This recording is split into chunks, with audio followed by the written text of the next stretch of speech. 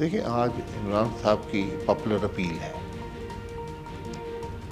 وہ 4 سال حکومت میں بھی رہے ہیں، اسی راستے سے حکومت میں آئے تھے جس سے یہ حکومت آئی ہے۔ اس وقت حکومت جو ایسی ہے کہ اس کے خلاف اپوزیشن کرنا ہی شرمندگی کا باعث ہے۔ پاکستان دیوالیہ نہیں ہوتا، یہ حکومت گھر بھی بیٹھ جائے نا، پاکستان دیوالیہ نہیں ہوگا۔ عوام پاکستان پارٹی کے رہنما شاہد حقان عباسی صاحب ہمارے ساتھ موجود ہیں، بہت شکریہ انڈیپینڈنٹ اردو کو وقت دینے کے لیے۔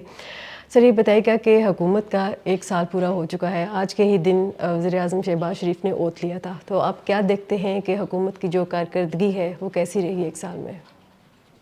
پاکستان کے حالات بہتر ہوئے ہیں یا نہیں؟ پاکستان کا ہر آدمی آج پچھلے سال کی نسبت غریب ہے، یہ ملک کی حقیقت ہے۔ جو لوگ اقتدار میں ہیں ان کے پاس مینڈیٹ نہیں ہے، حالات بہتر ہونا ممکن نہیں۔ لیکن سر حکومت کا یہ ماننا ہے کہ معیشت میں کچھ بہتری آئی ہے، پاکستان دیوالیہ نہیں ہوا ہے، تو اگر دیوالیہ نہیں ہوا تو اس کا کریڈٹ کس کو جاتا ہے، حکومت کو یا واقعات و حالات کو یا پھر IMF کو؟ یہ وہی مثال ہے کہ آپ سڑک پہ جا رہے ہیں، ایک آدمی آئے وہ کہتے ہیں میں تمہیں آج قتل نہیں کروں گا، تم خوش رہو تو میں تمہیں قتل نہیں کروں گا۔ یہ کوئی بات تو نہیں ہے نا۔ دیوالیہ کون کر رہا تھا؟ یہی حکومت کر رہی تھی، ان کی ناکامیاں کر رہی تھیں، اور پاکستان دیوالیہ نہیں ہوتا، یہ حکومت گھر بھی بیٹھ جائے نا، پاکستان دیوالیہ نہیں ہوگا۔ اس کی کیا وجہ ہے؟ اس کی وجوہات ہیں، کیونکہ دنیا کے لیے پاکستان کا دیوالیہ ہونا زیادہ مشکل ہے بنسبت اس کے کہ $2-4 ملین دے کر پاکستان کو زندہ رکھیں۔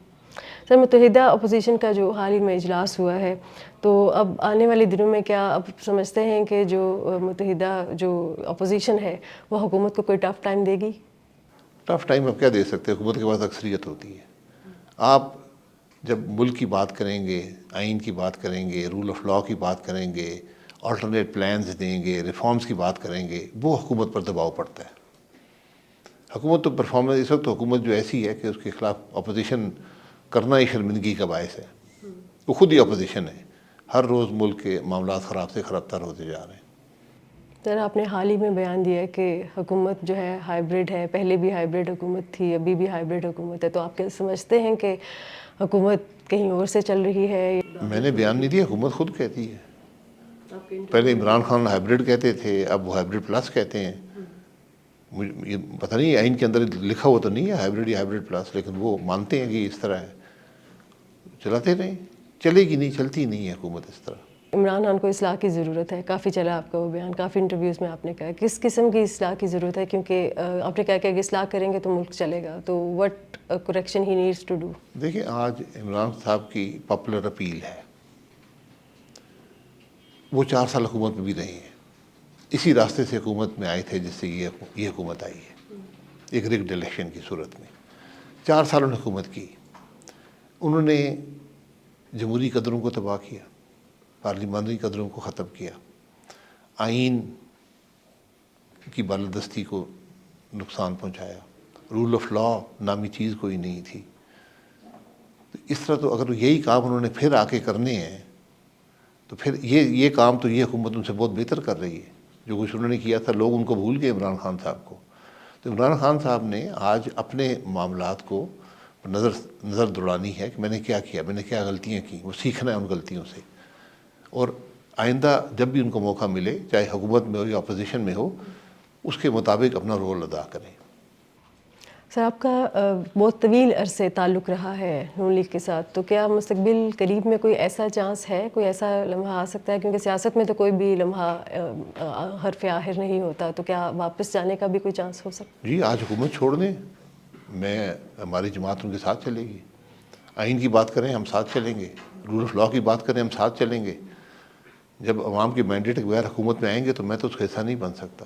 ہم نے تو ووٹ کو عزت دو کی بات کی تھی۔ پرویز ہٹک ان کو اب کابینہ میں شامل کیا گیا ہے، تو آپ کیا دیکھتے ہیں کہ ان کی جو شمولیت ہے کابینہ میں شامل ہونا کیا معنی رکھتا ہے؟ وہ 2014 میں ڈانس کرتے ہوئے آئے تھے، تب جن کے خلاف ہے تو ان کے ساتھ ہی ڈانس کر رہے ہیں۔ یہی ہماری سیاست ہے۔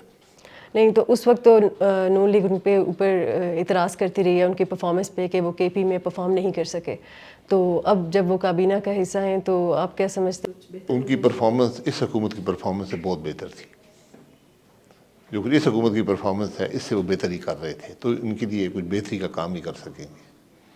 فلسطین کا جو ریولوشن تھا اس کا آپ کو علم ہے، تو ابھی جو غزہ کی جو سچویشن ہے، تو آپ کیا سمجھتے ہیں کہ حکومت کا جو کردار ہے اس سچویشن کو ہینڈل کرنے میں، یا جو حکومت کا رسپانس ہے اس سے آپ مطمئن ہیں؟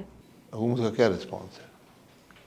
فلسطین کا معاملہ، جو غزہ کا معاملہ ہے، یہ مسلم دنیا کے لیے، مسلم امہ کے لیے شرمندگی کا باعث ہے کہ آپ ایک ہتھیار کے آپ آواز بلند نہیں کر سکے۔ 2 کروڑ مسلمان خاموش بیٹھے رہے اور ہر روز 150 فلسطینی شہید کیا گیا، جس میں سے آدھے بچے تھے۔ یہ ہم سب کے لیے شرم کا باعث ہے۔ آپ کیا سمجھتے ہیں کہ نہیں، افواج بھیجنا ہر جگہ ممکن نہیں ہوتا، نہ ضروری ہوتا ہے، بہت سے رسپانس ہوتے ہیں۔ ہم نے بدقسمتی سے جب 2019 میں انڈیا نے اپنا آئین بدل کے کشمیر کو اپنا حصہ بنا لیا تھا، ہم خاموش بیٹھے رہے۔ تو ہم نے بدقسمتی سے، ہماری، جب آپ کا گھر کمزور ہوگا آپ کی خارجہ پالیسی بھی کمزور ہوتی ہے، آپ بات کرنے کے قابل نہیں رہتے۔